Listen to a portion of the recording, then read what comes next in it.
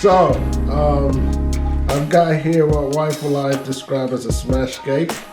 A friend of ours made this for me, which I think was very thoughtful of her. She didn't actually say it was a smash cake. She just says she's got a gift for me. And it was something with my name on it. I appreciate anything with my name on it. So this is the smash hammer. And I'm about to smash this baby. Oh, it's kind of hard. Ooh, there we go. So, there it is.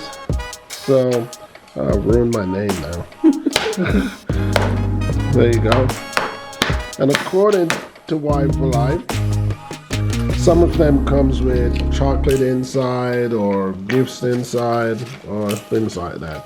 And I would assume all this is edible stuff. So yeah, that's it. I think this is actually a strawberry.